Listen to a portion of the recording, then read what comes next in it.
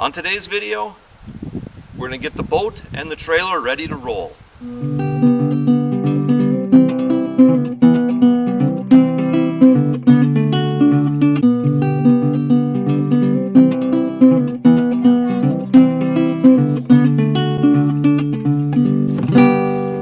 Hey there, outdoor YouTubers. It's Dave Knetter from Knetter's Practical Outdoors. And like I said, we got the boat and the trailer out of storage, and I'm going to go through a few of the things that I do to get the boat ready to go on the water and the trailer ready to go down the road. One thing that you absolutely want to do, you want to grease your wheel bearings, okay? Whether you've got fittings on the ends of them like this one does, or you've just got some caps that you got to pull off, definitely grease your wheel bearings. You got to remember, guys, these trailers, they get back down into the water. Of course, you know, being submerged in water, that can be tough on bearings. You really want to take care of these things. So definitely grease them up. You know, I'm not a grease scientist, but they do make a marine formula, you know, that's recommended for wheel bearings, you know, for boats. And I guess I'd recommend going with that, you know. Some real smart person decided this was the way to go, so that's what I like to do. I like to use a good marine grade grease for this. And like I say, I got the good fittings on the ends, you know, so you just get the grease gun on there and pump it up. And you know, as long as we're down here, we're going to go ahead and we're going to check the air pressure on the tires. Make sure you got the correct air pressure for the tires on your trailer. Another thing you want to check on, make sure all your rollers are in good shape, okay? Sometimes the rollers, the rubber can get dry rotted, ripped, torn, and what will happen is you lose that rubber and now you're going to have metal to metal. You're going to have the hull of your boat right on the metal of the roller. So you want to get down and check all these rollers and make sure they're in good shape because you don't want that metal to metal. Another thing, go through and check all your straps, okay? I'm going to go ahead and I'm going to unwind this strap. I'm going to inspect it for any kind of dry rot, any kind of rips or tears. You want to make sure all your straps are in real good shape. You want to go ahead and make sure these nylon straps on the back are in good shape. Nothing's torn or frayed. You're also going to want to make sure all your registrations are up to date. You know, your boat registration and the license plate on your trailer. Got to comply with Michigan law, right? We need a new sticker on here.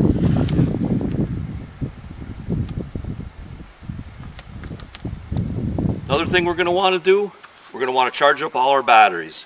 You know, whether it's the cranking battery for the motor, or whether it's some of our deep cycles for our electric motor, we're going to want to charge them up real good.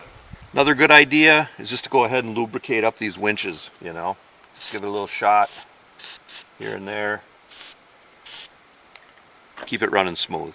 Next thing we're going to want to do is we're going to want to check our gear lube in our lower unit. We want to make sure that's full. Now, last fall I drained that out and I put fresh gear lube in there, and that's a good thing to do in the fall in case you have any kind of leaks in here and water started to get in there. You don't want to go through the winter in the off season up north like where I live and have any kind of water in this lower unit. That can cause a lot of problems. So in the fall I go ahead, I put fresh gear lube in there, and the only thing I'm really checking right now is just to make sure that level is up, right up here to the top screw.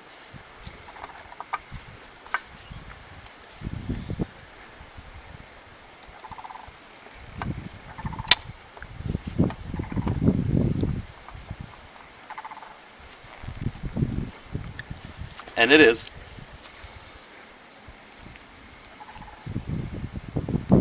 Next up, make sure your trailer lights are working properly, okay?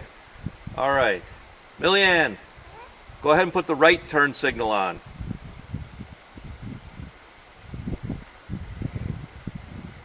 The right one.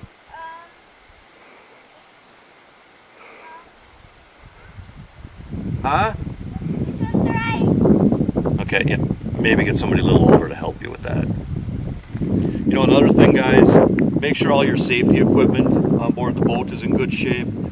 Life jackets, fire extinguishers, flares, you know, whatever your local laws tell you to have on board, have it on board, have it in good working order. You You know, and also, you know, and use common sense even beyond that, and maybe you want to have even a little bit more than what the law requires. But make sure all your safety equipment is in good working order. All right, guys, it's going to really help us out if we start our motor up before we put it in the water, okay? You don't want to be that guy that gets to the boat launch, you know, everybody's waiting in line, and you're pushed off, you're in the water, you're on the dock, and your motor won't start, and you can't get out of anybody's way. You just don't want to be that guy, right? We want to make sure our motor's in good working order before we go out on the water. Now, 99% of these outboard motors are going to be water cooled. There's a few odd ducks I've seen over the years that are actually air cooled, but for the most part they're going to be water cooled, and they suck the water out of the lake to cool the engine. So you're not really going to want to run this without making sure there's going to be some coolant water coming up through these intakes and cooling your engine. Now, I know some of you guys might say, well, Dave, you know, I'm just going to turn it on just for a few seconds just to make sure it runs, and I'll be good to go. The motor is never going to overheat in that short period of time. And you know, you're probably right, but it's a good idea to run it for a little bit longer than that. Make sure it's running good. But there's a couple other reasons that you're not going to just kind of want to run it dry. You're going to want to make sure you have some sort of water coming in that intake. Now, some guys will take like a garbage can, fill it with water, and have the lower unit down in there, and that works just fine, but that's a lot of monkeying around. That's a lot of hassle to do that.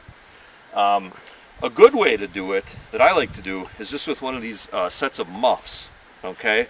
You just attach it to your garden hose, okay?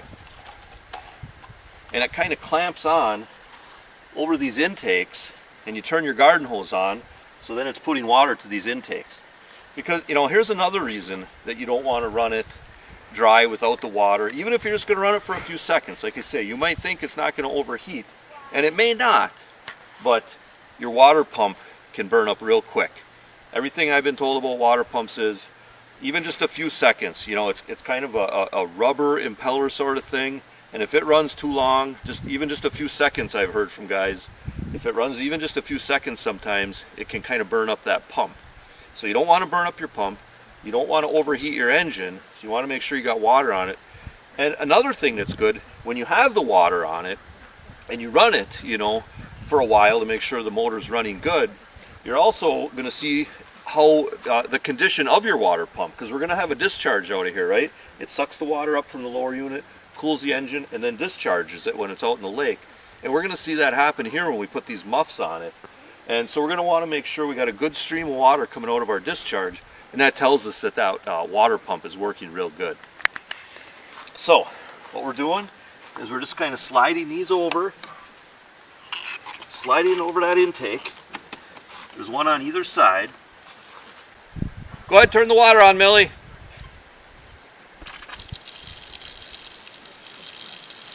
All right.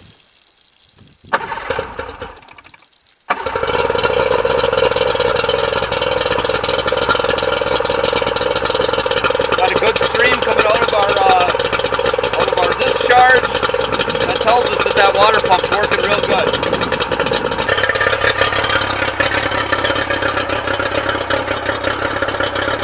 You know, another thing that I do with my boat is, this is a 2-cycle engine, so it has an oil reservoir, and I'm going to make sure I'm going to top off that oil reservoir.